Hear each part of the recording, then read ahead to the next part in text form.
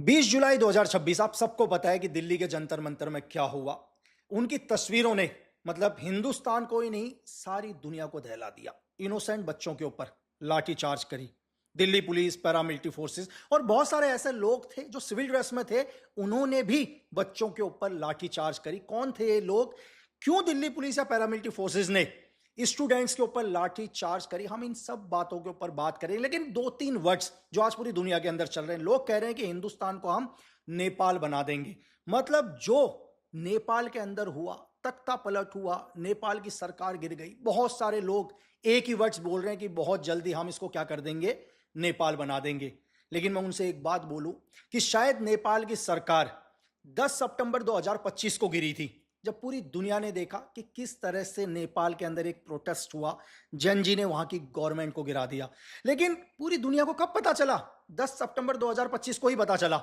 शायद उससे पहले किसी को भी नहीं पता था कि नेपाल के अंदर क्या होने वाला है। लेकिन अगर मैं आपसे बात करूं, 12 दिसंबर 2024 को मैंने एनबीटी मतलब टाइम्स के अंदर एक इंटरव्यू दिया था। उस टाइम पूरे नेपाल के अंदर बहुत शांति थी, ऐसा कुछ भी नहीं था कि नेपाल के अंदर ऐसा कुछ होने वाला है। लेकिन मैं एक नेशनल टेलीविजन में कहता हूं कि बहुत जल्दी नेपाल की सरकार गिर जाएगी। आज 12 तारीख है ना सर, तो मैं आपको ये बोल रहा हूँ सर कि आपको एक शॉकिंग लगेगा। आप अभी कुछ दिन के बाद एक और न्यूज़ सुन लेंगे कि नेपाल की गवर्नमेंट गिरने वाली है सर। बहुत सारे लोगों ने मजाक उड़ाया, हंसे, भूल गए। लेकिन जब 10 सितंबर 2025 को सरकार गिरी तो लोगों ने उस इंटरव्यू को देखा और वो इंटरव्यू पूरी दुनिया में वायरल हुआ। तो लोगों को क्या लगा कि नहीं यार, इन्हें कैसे पता था 8 महीने पहले कि नेपाल की सरकार गिर जाएगी। और आज जो लोग कह रहे हैं ना कि हिंदुस्तान में भी ऐसा होगा, ये मैं अपनी बात को इसलिए रिपीट कर रहा हूं क्योंकि हिंदुस्तान में ऐसा कुछ नहीं होगा। क्योंकि जो लोग आपसे ये कह रहे हैं कि हिंदुस्तान को भी हम नेपाल बना देंगे, उन्हें 10 तारीख को पता चला था, 10 सितंबर को, कि नेपाल की सरकार गिर गई।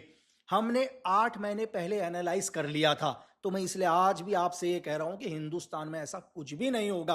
आज जो नेपाल में जो सरकार गिरी है, 1 साल भी नहीं हुआ अच्छे से। आज आप नेपाल की गलियों में देखो, बहुत सारे स्टूडेंट्स क्या हो गए, बालिन शाह के अगेंस्ट खड़े हो गए। इसके बाद आपने सबने देखा कि बांग्लादेश के अंदर कैसे तख्ता पलट हुआ, सीआईए ने कैसे शेख हसीना की सरकार को गिराया। और आज आप बांग्लादेश के अंदर जाकर देखो क्या हो रहा है। बांग्लादेश के अंदर नो टेरर कैंप चल रहे हैं, लोगों की आजादी को बैन कर दिया गया है, आईएसआईएस के झंडे ढाका में भी लहराए जा रहे हैं। और लोग इतने परेशान हो गए कि शेख हसीना को दोबारा चाहते हैं।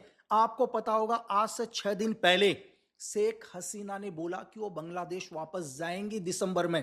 फिर मैं आपसे कह रहा हूं, शेख हसीना ने 5 दिन पहले बोला। 25 मई को मैंने एक ट्वीट किया था और उस ट्वीट में यह कह दिया था कि शेख हसीना दोबारा बांग्लादेश जाएगी और बांग्लादेश जाते ही बांग्लादेश की गवर्नमेंट गिरेगी, शेख हसीना दोबारा बांग्लादेश की प्राइम मिनिस्टर बनेगी। यह सब मैं आपसे इसलिए कह रहा हूं क्योंकि ऐसा नहीं है कि अगर कोई भी चीज बोला जाए वो 1 या 2 दिन के अंदर होती है। नहीं, महीनों की प्लानिंग होती है, सालों की प्लानिंग होती है। जो देश में प्रोपोगंडा फैलाने की कोशिश कर रहे हैं कि हम हिंदुस्तान को नेपाल बना देंगे, वो सिर्फ एक प्रोपोगंडा है। देश के अंदर मतलब भ्रम फैलाना, लोगों को भड़काना। तो मैं आपसे ये कहना चाहता हूं कि ऐसे एंटी एलिमेंट्स के भड़काओं में आपको कभी नहीं आना। फिर हम आते हैं 28 जून 2026 को सोनम वांगचुक, जिन्हें एक भूख हड़ताल करी बच्चों के नीट जो पेपर हुए थे, उस पेपर को लेकर जो लीक हुए थे। उनकी एक ही मांग थी, क्या थी, कि हमारे एजुकेशन मिनिस्टर रिजाइन दे दें। मांग कोई गलत नहीं थी, ठीक है। बहुत सारे बच्चों के एग्जाम कैंसिल हुए, कई बच्चों ने सुसाइड किया, जो बच्चे कभी वापस नहीं आ सकते थे और कभी नहीं आएंगे। मतलब जिनके बच्चे खो गए, आप उन्हें दुनिया में कुछ भी दे दो, उनके माँ बाप को उनके बच्चे नहीं ला सकते आप। तो रिजाइन मांगा, मैं कह रहा हूं कि कोई गलत नहीं। जो भी हमारे देश के अंदर पावर में बैठा हुआ कोई भी आदमी गलती करे, उसको पनिशमेंट मिलनी चाहिए। और ये पनिशमेंट कम है। अगर मैं ये बोलूं कि बहुत सारे बच्चों ने जान दे दी और आप सिर्फ रिजाइन मांग रहे हो, तो कम ही है। लेकिन फिर भी रिजाइन मांगा, बिल्कुल सही। लेकिन क्या होता है, 18 जुलाई 2026 को 2 दिन पहले दिल्ली पुलिस उन्हें उठा के हॉस्पिटल में एडमिट कर देती है। जो भी चीजें बताई जाती हैं कि उनकी हम जान की सेफ्टी देखते हैं, वो बहुत दिन से भूखे हैं, कहीं उनकी जान को कुछ ना हो जाए, जो भी गवर्नमेंट ने रीजन बताया, हम उसके ऊपर बात नहीं करेंगे। चलो, वो हॉस्पिटल एडमिट होते हैं। लेकिन इसके बाद क्या होता है, सीजीपी पार्टी बोलती है कि हम 20 जुलाई को संसद घेराव करेंगे। ठीक है, मतलब 20 जुलाई को आप सबको पता है कि संसद शुरू होने वाले हैं और इसमें सभी बच्चों को पूरे देश से बुलाया गया कि पूरे देश से और आए, देश के कोने कोने से बच्चे आए संसद पर मार्च करने के लिए। लेकिन मैं आपको यह बताऊं कि इसमें अधिकांश बच्चे वो थे जिनको पता ही नहीं है कि 163 लगी हुई है। मतलब जो पहले 144 धारा हुआ करती थी, आप संसद मार्च नहीं कर सकते। लेकिन मैं कहता हूं बहुत सारे बच्चों को नहीं पता, सिर्फ लीडर्स को पता था। किन लीडरों को? जो भी सीजीपी के लीडर हैं, उन्होंने ये बात किसी को भी नहीं बताई। चलो जिनको पता था, जो लोग कहेंगे यार हमें ऑलरेडी पता था, इसके बावजूद भी मैं आए, लेकिन इसमें कम से कम 50% ऐसे लोग थे जिन्हें कुछ नहीं पता। दुनिया भर से भीड़ आए, कोई एमपी से, कोई यूपी से, कोई उत्तराखंड से, मैं बताऊं हिंदुस्तान की बहुत जगह से सारे के सारे लोग आए अपने अधिकारों के लिए।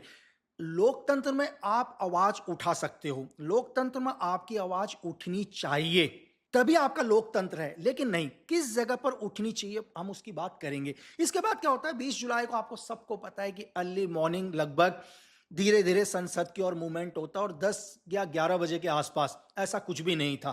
कहते हैं कि हमारे health minister JP Nadda ji ने, जो भी इनके स्पोक पर्सन थे, उनसे बोला कि हम आपसे बात करते हैं, जो भी आपकी मांगे हैं।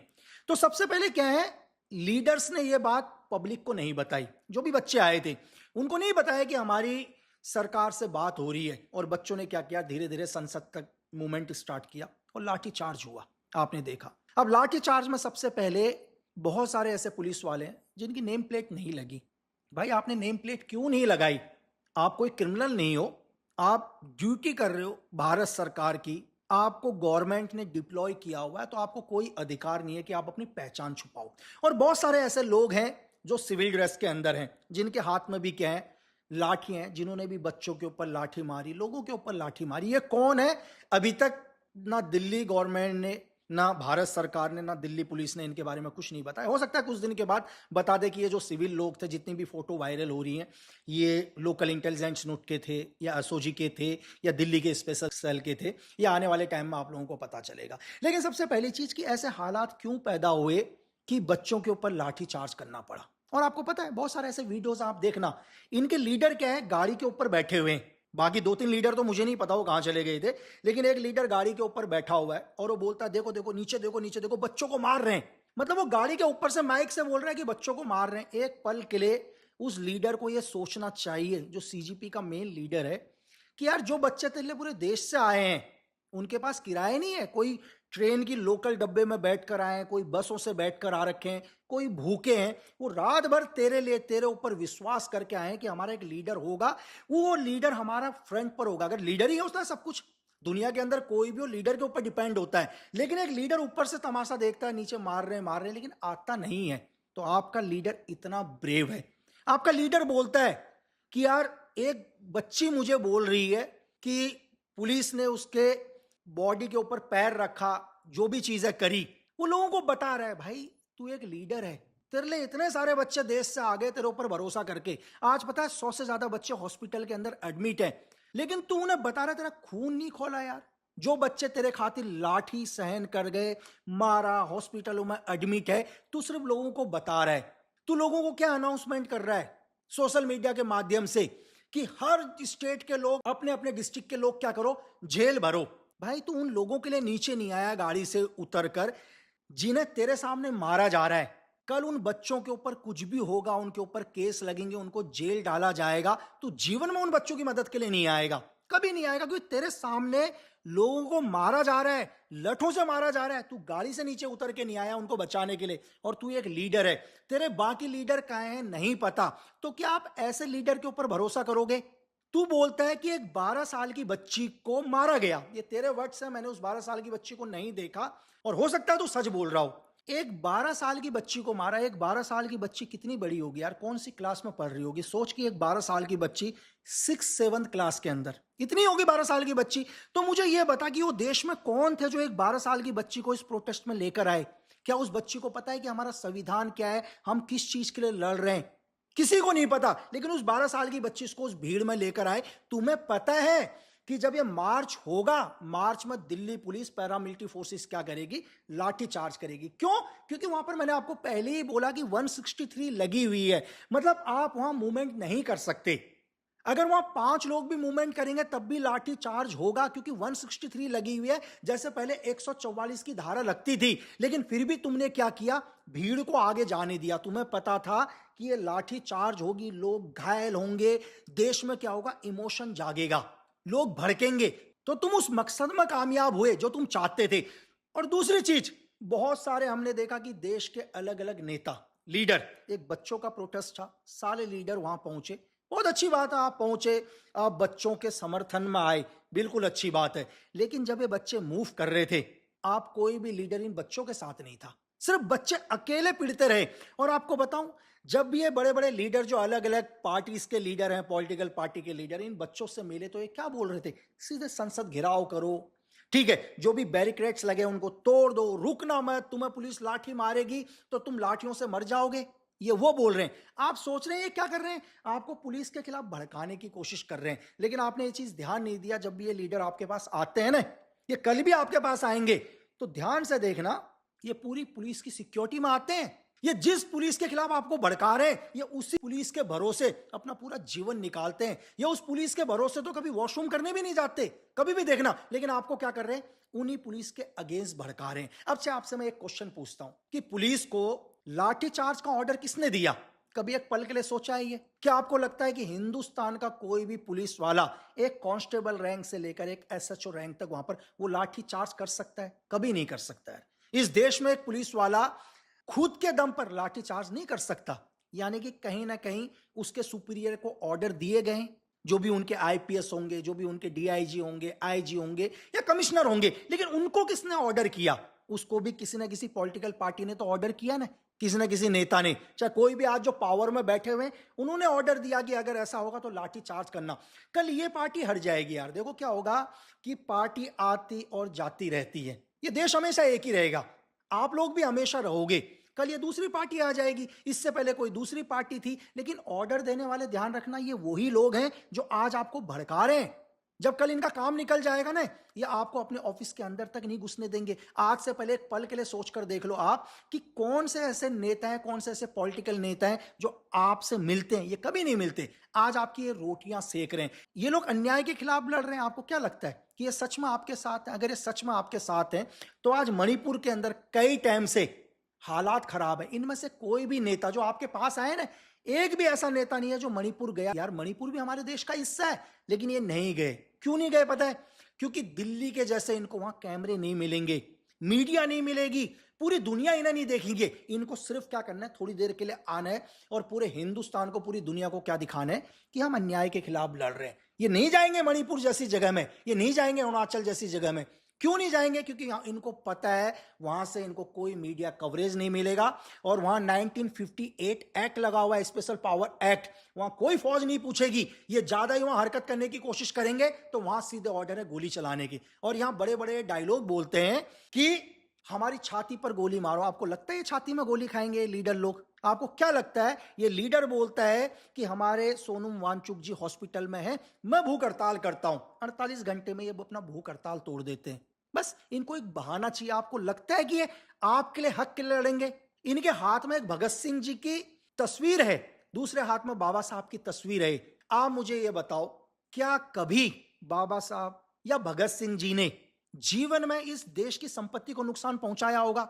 आप मुझे मत बताना, ये खुद से क्वेश्चन पूछना कि 23 साल 176 डेज में भगत सिंह जी फांसी के फंदे में झूल जाते हैं। और पता है, जब अपने उनका लास्ट वक्त चल रहा था ना, लेनिन की बायोपिक पढ़ रहे थे, वो बायोपिक पूरी नहीं पढ़ पाए वो। आप मुझे ये बताओ कि इस देश की उन्होंने इतनी सी भी संपत्ति को नुकसान किया? मैं ये नहीं बोल रहा हूं कि स्टूडेंट ने नुकसान किया, गाड़ियां जलाई नहीं।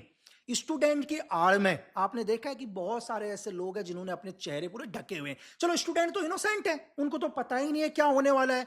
बच्चे आ रखे हैं, स्कूल के बच्चे आ रखे हैं जिनको पता ही नहीं है कि कुछ देर के बाद क्या होने वाला है। वो बेचारे मूवमेंट कर रहे हैं जैसे करते हैं शांति मूवमेंट।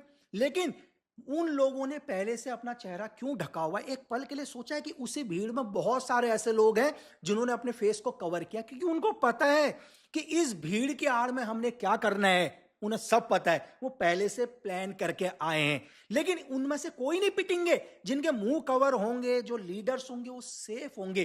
पिटेगा कौन? मासूम बच्चे। उनको तो पता ही नहीं है ना यार कि हमारे ऊपर लाठी चार्ज भी होने वाला है। तो किस तरह से देश का माहौल बिगाड़ा जाता है।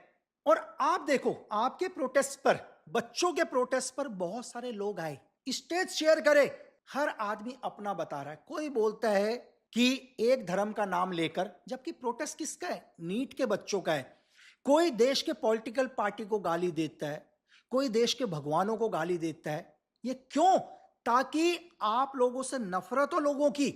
मैं ये नहीं बोल रहा हूं कि ये स्टूडेंट बोल रहे हैं, बेचारे स्टूडेंट्स को क्या लगता है कि यार एक आदमी आ रहा है, पॉपुलर आदमी है, इसकी वजह से हमारे को देश के बहुत सारे लोग सपोर्ट करेंगे। उसका मकसद ये नहीं कि देश के लोग सपोर्ट करें, उसका मकसद है कि कैसे बाकी लोगों को भड़काना। मुझे लगता है कि वहां पर जितने भी स्टूडेंट थे उन्होंने कभी ऐसी कोई बात नहीं बोली होगी जिससे देश के लोगों को मतलब गुस्सा हो, जिससे देश के लोग भड़के। जितने लोगों ने भी स्टेज शेयर करी उन्होंने इस तरह की बातें बताई या इस तरह का बात बोली या इस तरह से लोगों को भड़काया कि देश के बाकी लोग क्या हुए, नफरत हुई। चलो दुनिया के अंदर मैं भी आया था जंतर मंतर में, मैं 17 तारीख को जंतर मंतर में आया था। मैं आया था भरत तिवारी जी के एनकाउंटर, जो गलत है। मैंने सरकार से बोला कि जितने भी लोग इस एनकाउंटर में हैं उनके ऊपर एफआईआर दर्ज, उनकी अरेस्टिंग। मैं बिहार भी गया, मैं जंतर मंतर भी आया।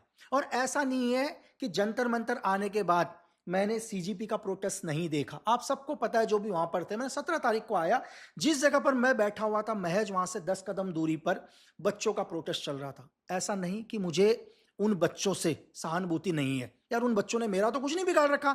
आज भी मुझे लाखों बच्चे फॉलो करते हैं, बोलते हैं कि सर आप क्यों नहीं बोल रहे, आप क्यों नहीं आए। यार मैं क्या करूंगा वहां पर आकर, क्योंकि मुझे पता है कि जो आपके पीछे जो लीडर्स हैं वो आप लोगों का यूज कर रहे हैं। तो अगर मैं वहां पर आया हूं तो मैं 10 कदम पीछे भी आ सकता था, लेकिन मुझे पता है मैं वहां पर आऊंगा तो जितने भी इस देश में प्रोपेगेंडा फैलाते हैं, इस देश को नुकसान पहुंचाने की कोशिश करते हैं, ये वो लोग उसका फायदा उठाएंगे।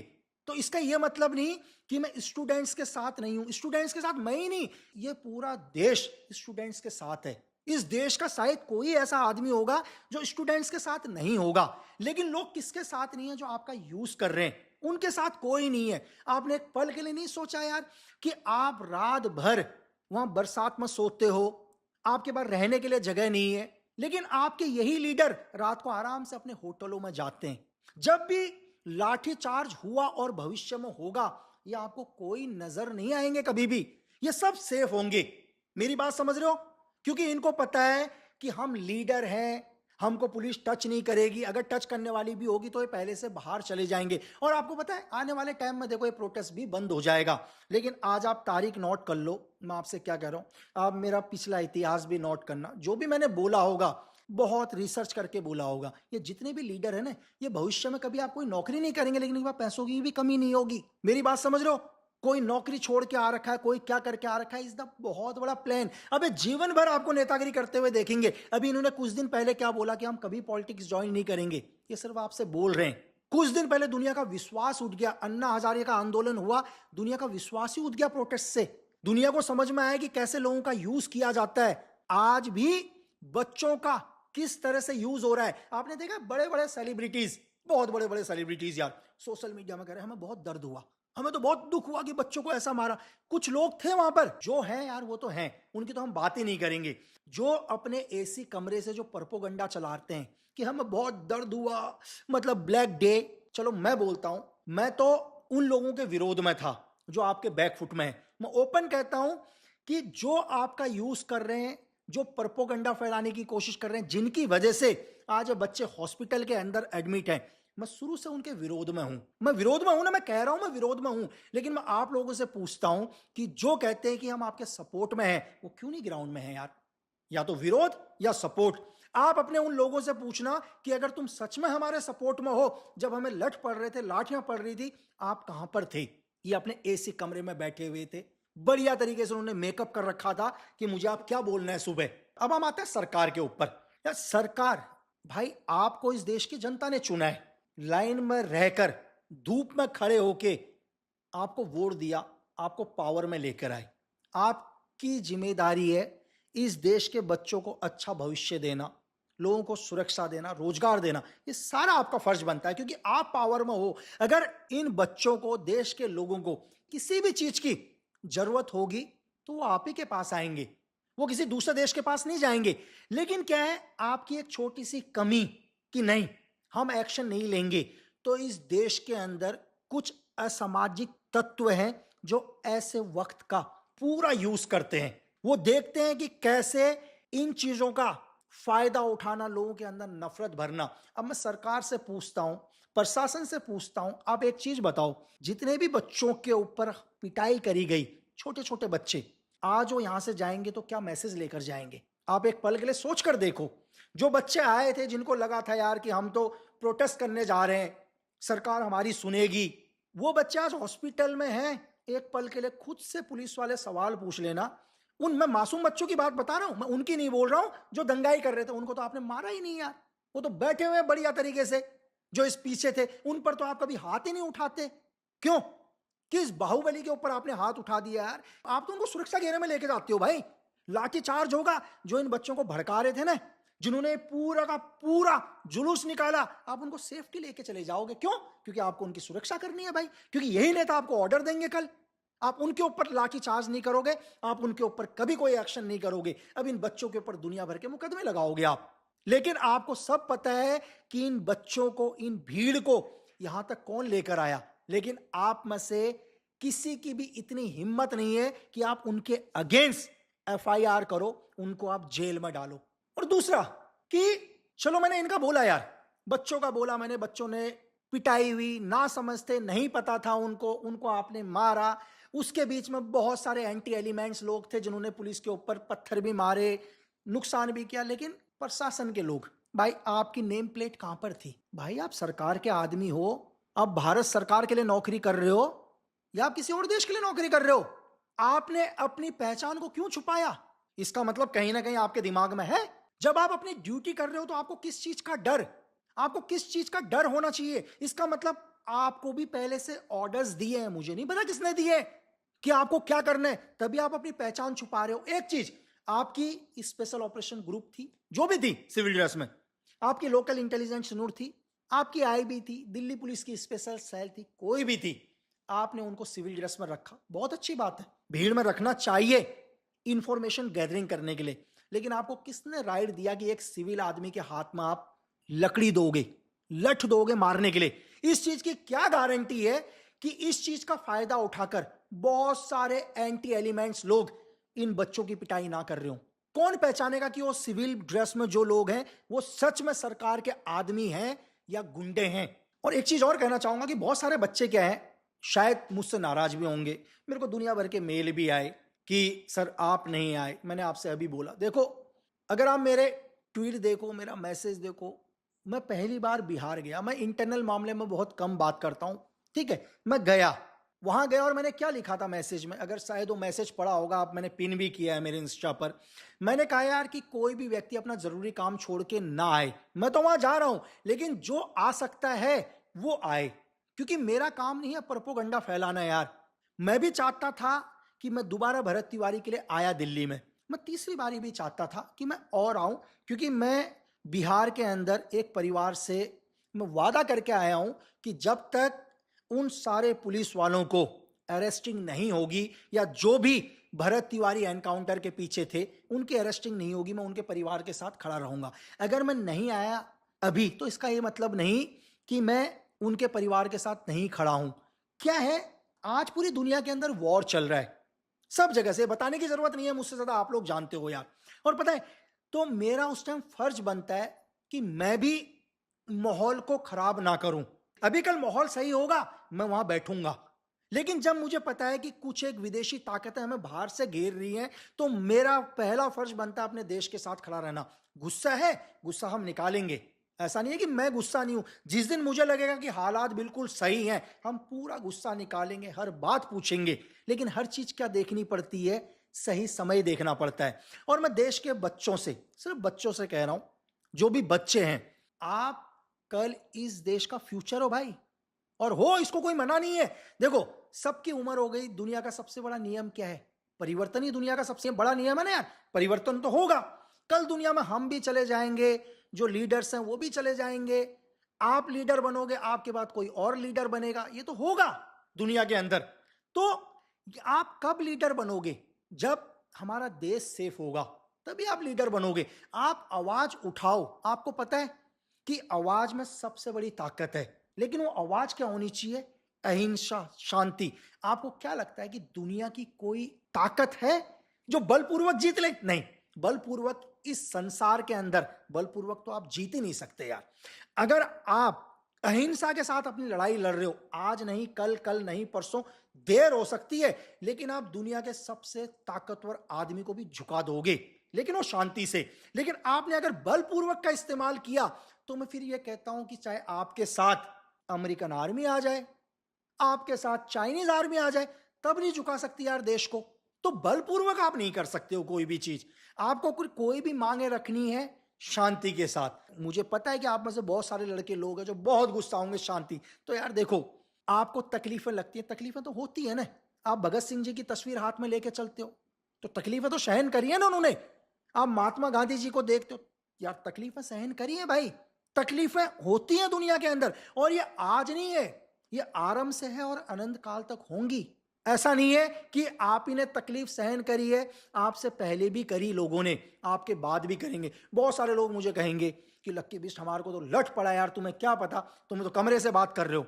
कहेंगे ना, शायद किसी को 15 लट भी पड़े होंगे, किसी को 20 लट भी पड़े होंगे, तुम बोल रहे होंगे यार की डायलॉग। भाई बात सुनो, 6 सितंबर 2011, 6 सितंबर से 9 सितंबर, घंटे गिन लेना कैलकुलेशन करके 2011, तुम्हारे को तो 10 लट पड़े होंगे ना भाई। मैं इन 3 दिन तक पुलिस की रिमांड में रहा हूं। बात समझ में आई? तो ये समझ लो कि तुम्हारे पास तो बॉडी में कपड़े होंगे। मैं जिस अंधेरी कोठरी में, जिस रिमांड में था, मेरी बॉडी में कपड़े भी नहीं थे। और तुम, मुझे जब मैं होश आता था तब मुझे पता था, उसके बाद जब मैं बेहोश, तो लट की तो मुझे तुम बोलो मत कि जिंदगी में तकलीफें क्या होती हैं। तुमने 10 खाए होंगे, मैंने 1000 खाए हैं। तुम बोलते हो तकलीफ, तो मैंने भाई 4 साल, 4 साल कहने को बहुत आसान होता है, 4 दिन कभी बाथरूम के कमरे में रहना पता चल जाएगा। मैंने अपने जीवन के 4 साल अंधेरी कोठरी में गुजारे हैं। बात समझ में आ रहा है? अंधेरी कोठरी में 11 जेलें ट्रांसफर हुई हैं। एक जेल नहीं, 11 जेल। जो आदमी कभी जेल गया होगा, जो अंधेरी कोठरी में रहा होगा, उससे पूछना। लेकिन इसका यह मतलब तो नहीं ना कि मैं अपने देश से नफरत करने लग जाऊं। क्यों? अगर मैं 4 साल अंदर रहा, मेरी 11 जेलें ट्रांसफर हुई, 3 दिन तक मैं रिमांड में रहा हूं, तो क्या मैं नफरत करूं इस देश से यार? क्योंकि सब लोगों की वजह से, कुछ लोग थे ना करप्ट, मैं उनसे नफरत करता हूं। मैं जिनकी वजह से मैं अंदर था, जिनकी वजह से मैंने अपने 4 साल खोए हैं, जिनकी वजह से मेरा पूरा परिवार 4 साल रोया है, मैं उनको कभी नहीं भूला हूं। लेकिन नहीं, सब मेरे दुश्मन नहीं है यार। अगर मैं सबको ही दुश्मन बना लूंगा तो फिर तो, एक छोटा सा उदाहरण है यार, लेफ्टिनेंट कर्नल पुरोहित सर 9 साल जेल काट कर आए हैं, बाहर हैं। कभी सुना है कि देश के अगेंस्ट कोई बात करते हैं यार? नहीं, देश तो हमेशा हमारा है यार। आप बहुत सारे बच्चे प्रदर्शनकारी आपने देखा है, उनमें से कुछ बच्चों को देखना जिन्होंने तिरंगा लपेट के बैठ गए। किसी ने तिरंगे के ऊपर लठ नहीं मारा यार। ये ताकत है हमारे झंडे की यार। पुलिस वाले आए होंगे, गए वहां से बगल से, जिस बंदे ने तिरंगा डाल, उसको पता है कि मैंने शरीर में तिरंगा डाल रखा है, तिरंगे के ऊपर नहीं उठाया उन्होंने। तो ये उस फ्लैग की ताकत है हमारी, और ये ताकत आप ही लोग हो। कल आप ही इस देश को सर्व करोगे। मैं दोबारा आपसे कहना चाह रहा हूं कि प्लीज कभी भी परपोगंडाओं में मत आना यार। अपने हक के लिए लड़ना, यह मत समझना कि आप, हमेशा इस बात का ध्यान रखना कहीं यूज तो नहीं हो रहे हो। और आखिरी में जाते समय एक लाइन बोलता हूं सिकंदर की। क्या बोला बता उसने? ये आपके लीडर के लिए है लाइन। सिकंदर ने बोला कि मैं दुनिया की उस फौज से कभी नहीं डरता जिसकी लाखों की फौज हो, लेकिन उसका लीडर कौन हो पता है? एक बकरी या भेड़। मेरी बात समझो? उसने कहा कि पूरी सेना में अगर शेर होंगे ना, लेकिन लीडर उसका एक बकरी या भेड़ होगा, तो मैं उस सेना से बिल्कुल नहीं डरता। बोला मैं किस सेना से डरता हूं पता है? बोला जिसकी पूरी सेना बकरी और भेड़ों की हो, लेकिन उसका लीडर शेर होगा, मैं उससे डरता हूं। तो ये देखो आपका लीडर कौन है। और हमेशा देश हित में बात करो। तकलीफें आती हैं, आई थी, आती रहेंगी, लेकिन देश प्रेम से बड़ा कोई धर्म नहीं।